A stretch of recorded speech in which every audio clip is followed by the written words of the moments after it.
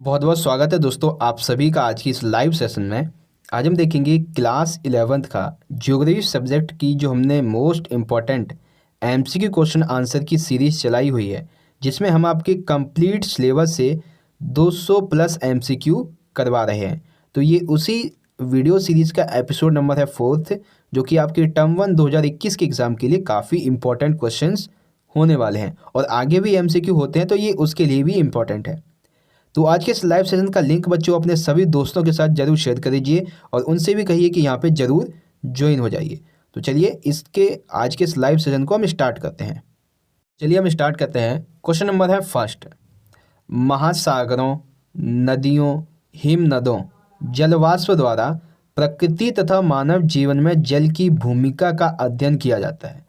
ये जो अध्ययन है, जो आपको यहाँ से इतना बताया गया है, ये अध्ययन ये किसके अंतर्गत किया जाता है? भूगोल की किस शाखा के अंतर्गत? जल विज्ञान, भूआकृतिक विज्ञान, जलवायु विज्ञान या फिर मृदा भूगोल? तो ये किया जाता है जल विज्ञान के अंतर्गत। ठीक है। क्वेश्चन नंबर है सेकंड, सौर मंडल में बाहरी ग्रहों एवं पार्थिव ग्रहों के बीच में लाखों छोटे छोटे पिंडों की एक पट्टी होती है। उस पट्टी को क्या कहते हैं? भीतरी ग्रह, क्षुद्र ग्रह, बाहरी ग्रह या फिर खगोलीय ग्रह? तो छोटे छोटे पिंडों की इस पट्टी को कहते हैं क्षुद्र ग्रह। ठीक है, ऑप्शन सेकंड हमारा राइट है। बात करते हैं थर्ड की, निम्न में से कौन सी सेल अवसादी सेल नहीं है? इनमें से ऐसी कौन सी सेल है जो अवसादी सेल नहीं है? ब्रेशिया, टाइलाइट, संगमरमर या फिर बोरैक्स? तो ऑप्शन सी यानी कि ऑप्शन थर्ड, संगमरमर सेल जो है वो अवसादी सेल नहीं है। ठीक है। अगला क्वेश्चन नंबर है फोर्थ, अधिकेंद्र के बारे में कौन सा कथन इनमें से सही है? ऑप्शन फर्स्ट, भूतल पर वह बिंदु जो उद्गम केंद्र के समीपतम होता है, राइट है। सबसे पहले भूकंपीय तरंगें महसूस की जाती हैं, राइट है। अधिकेंद्र उद्गम केंद्र के ठीक उपरोक्त 90 डिग्री के कोण पर बनता है, राइट है। तो अधिकेंद्र के बारे में बच्चों आपके सभी ऑप्शन यानी कि ऑप्शन फोर्थ हमारा राइट आंसर हो जाएगा। ठीक है। क्वेश्चन नंबर है फिफ्थ, यहाँ पे पूछा गया है, ये एक तरह से ऐतिहासिक प्रश्न समझ लीजिए, आपकी सेकंड बुक का चैप्टर फर्स्ट है, उससे है, भारत का नामकरण के संबंध में सही मिलान कीजिए। तो भारत का आर्यवत नामकरण किसके आधार पर पड़ा था? तो ये पड़ा था आर्यों के नाम पर। हिंदुस्तान फारसियों के द्वारा एक उच्चरित नाम था हिंदू, तो इसीलिए उन्होंने इसका नाम हिंदुस्तान रख दिया। इंडिया कैसे पड़ा?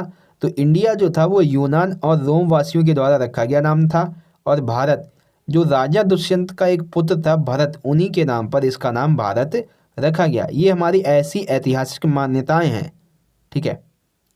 तो भारत का नामकरण के संबंध में ये ऑप्शन आई होप आपको समझ में आ गए होंगे। क्वेश्चन नंबर है 6, क्रमबद्ध भूगोल के जन्मदाता कौन थे?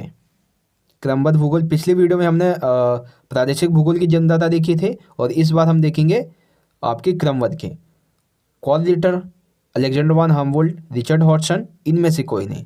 तो ऑप्शन बी यानी कि ऑप्शन थर्ड, जर्मन भूगोलवेत्ता अलेक्जेंडर वन हामवोल्ट क्रमबद्ध भूगोल के जन्मदाता थे। ठीक है। अगला प्रश्न भी इसी से संबंधित होगा, नहीं, आगे देखेंगे। क्वेश्चन नंबर 8 जो है वो होगा हमारा। क्वेश्चन नंबर 7 है, निम्नलिखित में से कौन सी खनिज एक तत्वीय खनिज है?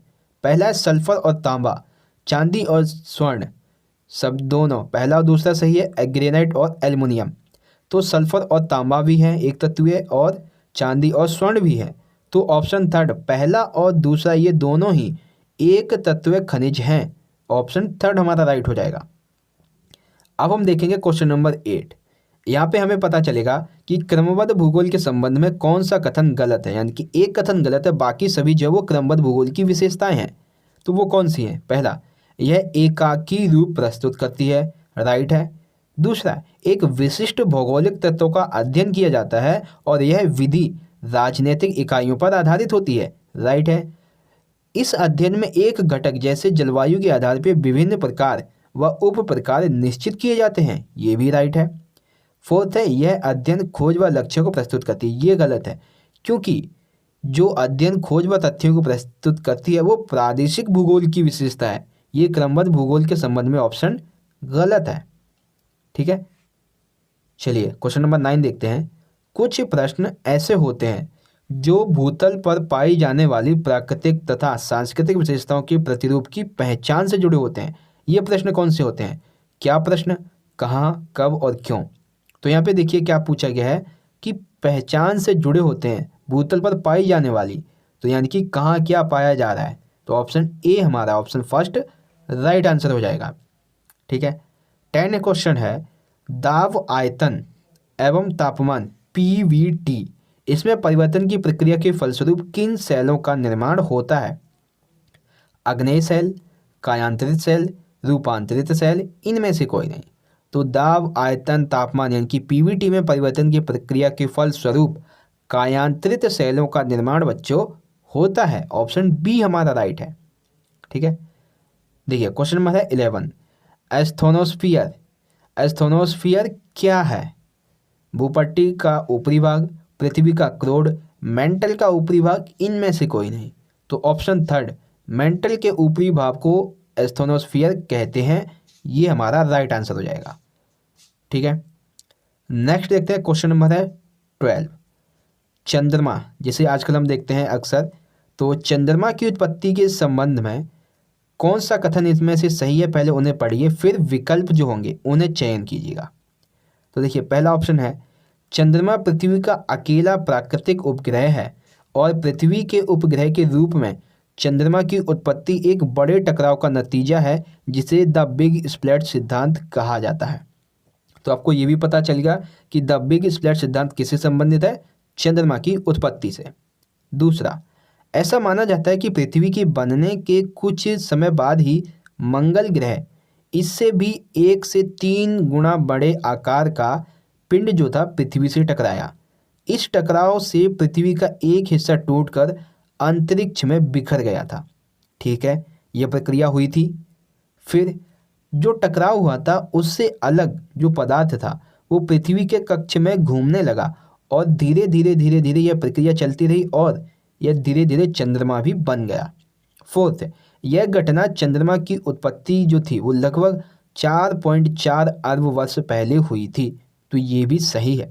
तो बच्चों, चंद्रमा की उत्पत्ति के बारे में कौन सा सिद्धांत था, कैसे उसका निर्माण हुआ और कब से यह प्रक्रिया चल रही है, ये आप सभी को अच्छे से समझ में आ गया होगा। ठीक है।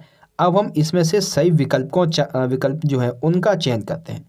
तो हमारे सारे के सारे कथन सही हैं, यानी कि चारों ही विकल्प हमारे सही हैं। तो यहाँ पे देखेंगे ऑप्शन फोर्थ, पहला, दूसरा, तीसरा और चौथा, ये चारों ही कथन चंद्रमा की उत्पत्ति के संबंध में यहाँ पे हमारे सही हैं। ठीक है।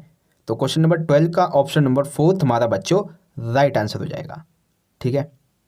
अगला देखते हैं क्वेश्चन नंबर है 13, केरल की सबसे बड़ी नदी का क्या नाम है?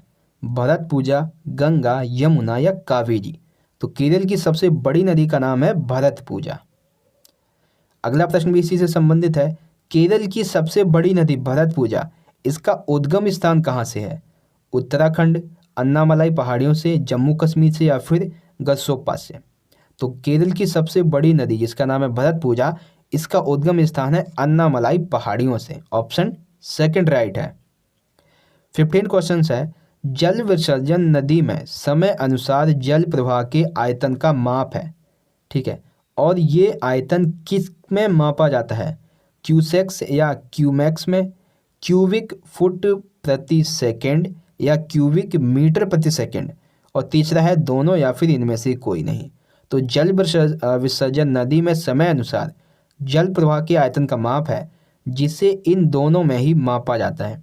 ठीक है। बेसिकली क्या है कि ये जो ऑप्शन फर्स्ट है क्यूसेक्स एंड क्यूमैक्स, ये तो नाम हो गए और इनका जो फुल फॉर्म है वो है ये। ठीक है। तो ऑप्शन थर्ड बच्चों, पहला और तीसरा, ये दोनों ही सही है, हमारा राइट आंसर हो जाएगा। ठीक है। नेक्स्ट क्वेश्चन देखते हैं, क्वेश्चन नंबर 16, बाहरी ग्रहों के बारे में सही विकल्प का चयन कीजिए। बाहरी ग्रह इनमें से कौन कौन से हैं? पृथ्वी, बृहस्पति, शनि और मंगल, बुध, शुक्र, प्लूटो, मंगल, बुध, शुक्र, पृथ्वी, मंगल एंड फोर्थ है बृहस्पति, शनि, यूरेनस और नेपच्यून।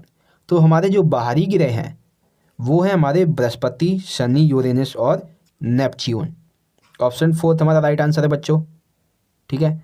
नेक्स्ट देखते हैं, क्वेश्चन नंबर है 17, अंतर्राष्ट्रीय खगोलीय संगठन ने अपनी बैठक जो कि 2006 में इन्होंने की थी उसमें इन्होंने निर्णय लिया कि कुछ समय पहले खोजे गए अन्य डैश तथा डैश बौने ग्रह कहे जा सकते हैं। वो कौन से थे? खगोलीय पिंड या फिर प्लूटो, चंद्रमा तथा पृथ्वी, तारे तथा आकाशगंगा, इनमें से कोई नहीं। तो जो इन्होंने बैठक की थी उसमें खगोलीय पिंड तथा जो प्लूटो थे इन्हें बौने ग्रह कहा जा सकता है, ये इन्होंने ऐसी घोषणा की थी। ठीक है, क्वेश्चन नंबर है 18। अब देखिए 3 प्रश्न जो हैं हमारे वो आपके प्लेटों से संबंधित हैं। ठीक है, चलिए हम इसे भी देखते हैं। 18 है, दो विवर्तनिक प्लेटें जब एक दूसरे के साथ क्षैतिज दिशा में सरक जाती हैं किंतु नई परपट्टी का ना तो निर्माण होता है और ना ही तो उसका विनाश होता है, तो इस तरह की सीमा को क्या कहते हैं? तो देखिए इसको समझने का आसान तरीका क्या है कि दो प्लेट आपस में टकराई, ना तो कि कोई परपट्टी का निर्माण हुआ ना ही तो विनाश हुआ, तो एक तरह से कोई भी इसमें रूपांतर नहीं हुआ है। ठीक है, तो हम चुनेंगे ऑप्शन नंबर 2, रूपांतरण सीमा।